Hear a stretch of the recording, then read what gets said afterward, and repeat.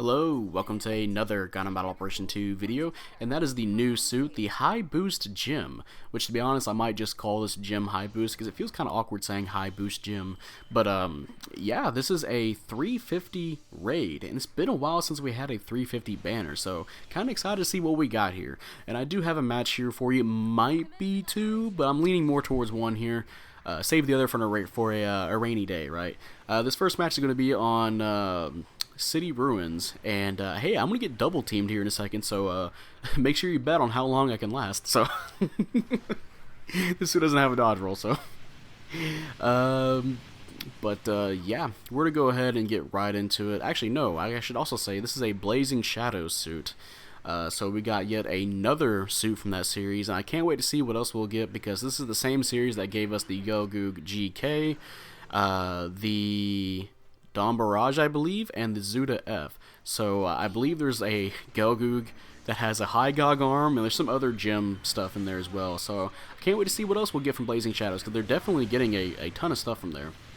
But yeah, anyway, now we're getting into it. This thing has, I already mentioned, it's a 350 raid. It has 13,000 health, 11 ballistic, 10 beam resistance, 15 melee resistance. You have 8 range strength, 27 melee strength, 130 movement speed with 215 boost speed, 65 thruster gauge, and 60 turning speed. And this thing does have space compatibility, so it does get 69 turning speed in space. Nice. Excuse me. 4 slots, you have 11 close, 8 mid, and 5 long range slots. And yeah, first of all, this thing has low resistances. Just straight up. And unfortunately, with some of the builds you can do, it might not help this suit's case. Unfortunately. First of all, one of the first things I did for any of my builds here was give this thing leg armor, because low health combined with low resistances means that you're going to get those legs, they're going to be crispy fried by the time somebody gets done with them. So yeah, I made sure to put at least level 1. I had my first build, I at least put level 1, and then I made it super melee oriented. Obviously, I want to use it for maps like Underground Base, all that good stuff, right? Arctic Base, yeah, all the bases. The second build, which I'm using here, I still gave myself a bit of melee strength, but I also kind of balanced out my my resistances, so that way I can take a little bit less damage, and I did give myself level 2 leg armor as well, so that way I can take less damage to my shins, and they won't get broken when somebody looks at them funny, right? I've seen some other builds for this suit. I've seen thruster gauge builds. So I think I've seen turning speed builds on this as well, which could be helpful for how this thing's melee is, but it is kind of awkward to use. That looked like I should have hit, but anyway. One of the things that was kind of annoying this match, whenever I got a chance to hit the enemy support, I kind of got interrupted by my teammates multiple times in a row. That's unfortunate, but I guess they didn't see me there. But anyway, now on to the weapons here. Oh, I should also say, obviously, they kind of want you to play this kind of, melee-wise. It does have 11 close range slots, and it does have 27 melee strength, and it does do some pretty good melee damage. It kind of helps emphasize the hit-and-run aspect of this suit, especially since it has 215 boost speed, which I believe makes it tied with, what is it, the Dom Tropical Test Type, or the Zuda, one of those two suits, as the fastest at 350. So, yeah, you can definitely use that speed to your advantage. Alright, now we're on to the weapons here. Starting off with your primary, you have the Machine Pistol ×2, which is 70 damage per shot with 50 rounds and 175 range. And, it's kind of funny how a lot of the weapons in this, in Gundam, either look kind of cartoony or they have like a sci-fi element to it. This thing's just straight up just carrying fucking just Glocks with extended mags. It's funny to look at. Just roll up on somebody and just shoot up the whole goddamn neighborhood, right? But yeah, anyway, this thing does have really good stun accumulation. Out of 50 shots, it'll take 20 to stun somebody from stun accumulation. And since you fire both pistols at the same time, yeah, if you focus fire on somebody, they will get stunned, and it can be pretty quick. especially if you throw in your other weapons here as well. A little bit of a spoiler: you do have a hand grenade, so if you combine that with the machine pistols, you can actually get a pretty quick stun, almost instant, pretty much. But yeah, they work fine, and of course you can just poke at somebody if you're not too confident on walking up with a melee, which, to be honest, might be half the time with how awkward it can be. But yeah, nice weapons. Next weapon here is your melee weapon. You have the high boost gem beam saber, which is 2,000. Oh no, my bad. 1,900. Oh my god, 2,900 at 350. Jesus. No, 1,900. And yeah, this thing has a poking neutral swing, and the down swing you actually attack twice. You might have already seen it this match. You do a diagonal slash and then followed up by, I believe, a horizontal slash. Can do a good bit of damage. And however, it feels. It might just be me being unlucky. Also, by the way, I'm sorry, support. I had to leave you. I did not want to fight the entire enemy team. That was a losing battle, so please forgive me. But anyway, I don't know if it was just me being unlucky, because, you know, oftentimes I am unlucky playing melee suits in this game, especially if they're raids with low resistances. But there's moments where I felt like the downswing and the neutral swing should have hit, or at least more so the downswing should have hit, but it just doesn't. And you know, especially compared to something like the Federation downswing, where that thing feels like it could just hit half across the map, right, or halfway across the map. And this one just feels a little bit more awkward to use. But hey, when it does hit like a truck. Now onto your secondary weapons. You have the head-mounted Vulcan late enhanced type. Or late enhanced, my bad, there's no type in that. That would make it a different weapon altogether. But that has 80 damage per round with 30 rounds and 150 range. And yeah, they're Vulcans, except they do have a bit of stopping power to them. Unfortunately, it does take damn near all of your Vulcans to stun, but there has been some moments where I've managed to cheese a stun in a 1v1 and help me survive the 1v1 too and win it. You know, if you're using your machine pistols and you happen to run out of ammo, but you did shoot them quite a bit, you can actually use your Vulcans to get a stun that way. And that again, that's helped me cheese some 1v1s, thankfully. And of course, also, since they are Vulcans, you can use them to take out pilots as well. So there, that's already a pretty decent weapon right there. Better than most Vulcans, to be honest. Yeah, let's go ahead and get the next weapon here. You have the high boost gem beam saber times 2, which is 2,200 damage. Yeah, you have this is just 2 beam sabers, and the downswing is actually a thrusting downswing. You'll boost forward and you'll hit somebody for a lot of damage. However, it can be very awkward to get used to when you're first using it, because the initial startup to the downswing does not it does not hit. It feels like if you're doing it up close to somebody, it's not going to hit. And there's moments where if somebody's lying on the ground, I've actually missed it and just completely just whiffed it, even though I'm right on target, right? That time it actually worked. I don't know how, but maybe because he was above me, and maybe the hitbox is different when they're above you. But anyway, hey, mission completed. Let's see what we got going on here real fast, and then we'll continue talking about the secondary weapons. And hey, top individual score, nice, almost 3,000. Gonna praise some teammates. I'm gonna praise our support, because he, even though I did leave him, I'm sorry yet again. Please forgive me. You did do well, and I will praise the Marine Gundam as well. And hey, second place, 7-2. So yeah, I did okay there. I did a lot more than I thought I was gonna do playing this kind of suit, because heaven knows I'm not very good using these kind of raid suits. But anyway, yeah, the beam saber times 2. The downswing can be a little bit. You can definitely learn it a little bit more. If you get used to it, you'll definitely hit it more consistently. But when you first start, when you're first using it, make sure that you at least space yourself away from the enemy before doing your downswing, because if you just do it right up to their face, it's probably gonna whiff. I imagine this downswing could be kind of gross in space, though. It might be like a mini draw C, but anyway, oh yeah, the neutral swing too. The neutral swing is pretty short ranged. It feels very, very awkward to try and hit with. A lot of suits melee weapons just feel kind of awkward. But yeah. Now onto the final secondary weapon, you have the hand grenade E enhanced, which is 1,100 damage, 3 rounds, 150 range. Yep, it's a grenade, and you can use it to just toss it over, places to hit somebody. You can use it while boosting to make it, go further. You can even combine it with your machine pistol, like I mentioned earlier, to get a faster stun accumulation. So that's pretty helpful. Just don't do it while you're in front of an enemy who knows you're there, because they might just stun you while you're trying to throw the grenade. So definitely don't do it like that. Especially if they have a shotgun like the Ifrit, you're gonna fucking die. But yeah, now we're to the skills. You have Shock Absorber level 3. You have Assault Booster level 3.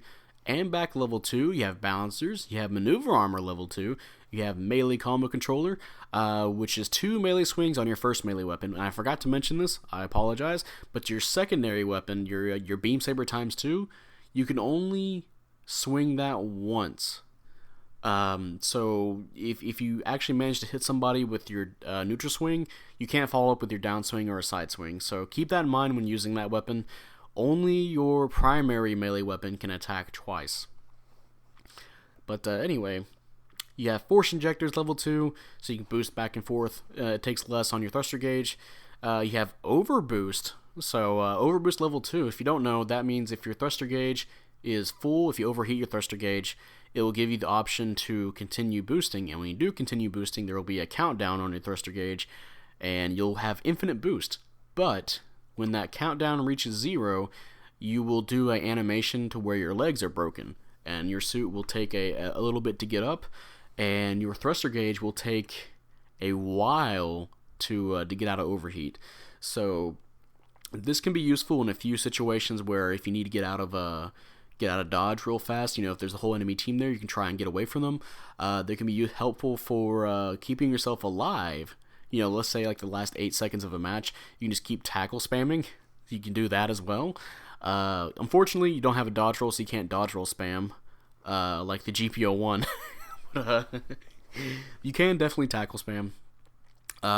Or, you can just boost around the battlefield trying to cause chaos and juggle people with your melee weapons. There's that too. However, again, you have to be very careful because it is on a time limit, and you are very vulnerable when it runs out.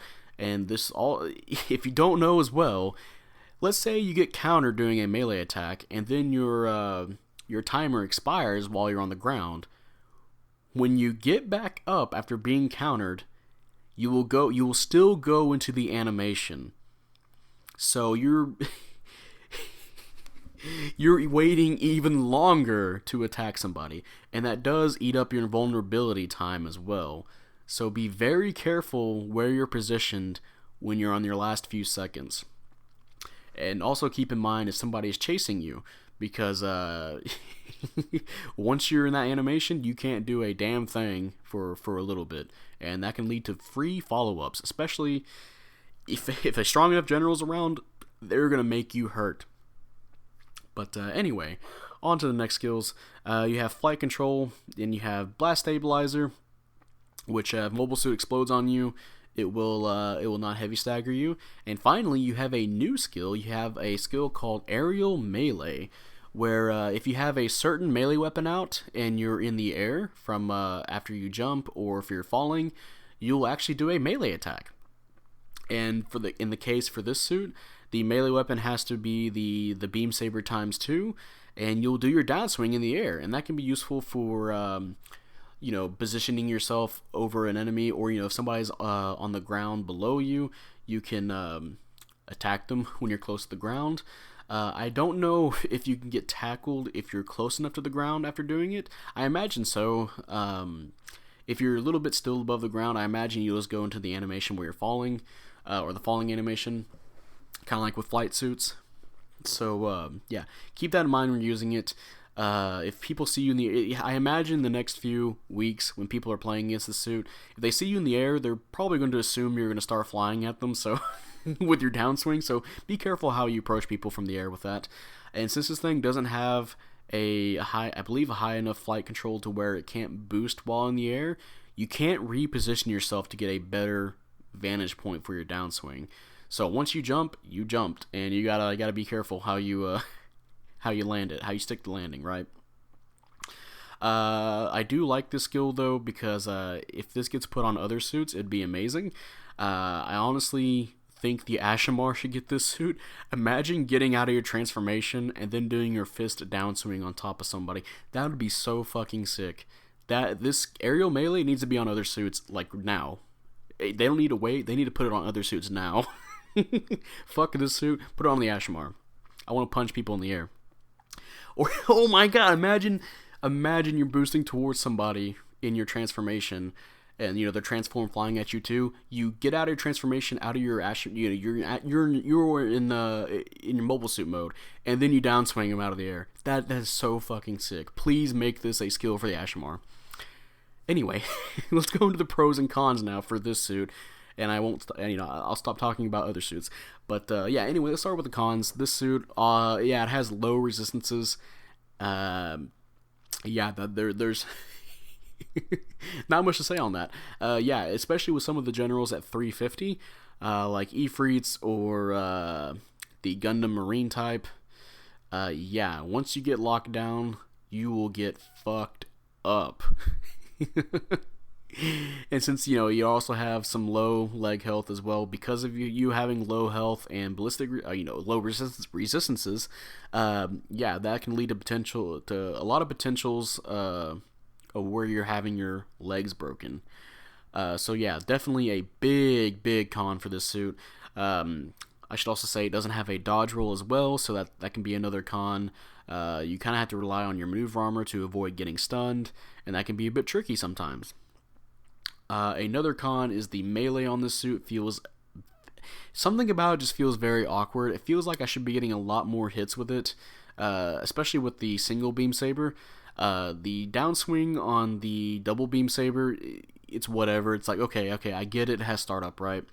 But overall the melee just feels very weird. The neutral swing on the double beam saber feels very short. Maybe because it is, but it's just pretty awkward. However, when you do hit, it will hit like a truck, so do keep that in mind. For some pros for this suit does have overboost. Overboost can be used in a lot of situations that can be beneficial to you. As I said, if the last few seconds, you can use that to prolong your life. You can use it to tackle spam somebody, get some damage, and keep them stun locked. There's a few things. You can boost around, do all this crazy stuff with overboost. Just keep in mind on how you stick the landing when it's over. Aerial melee is worth saying it's a pro. It can lead to some situations where if you're off a building, you can obviously do a melee attack. Which is kind of funny to think about because with the latency in this game, sometimes honestly, aerial melee is not really a new skill, but oh man. But still, I'd say that's still a pro though for this suit. I guess you say the melee still. I mentioned this already with its melee and the cons, but its melee does hit pretty hard, so it helps emphasize that hit and run aspect of this suit. So obviously, I think it's more of a pro that has a lot of melee damage, and of course it does have a lot of boost speed as well, 215, which is tied for the fastest at 350. So that's pretty nice as well. Again, hit and run tactics.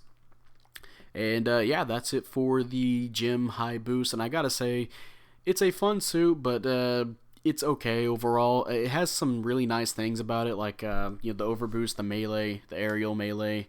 It's just that the low resistances can really fuck it over in a lot of situations, especially with some of the suits at 350.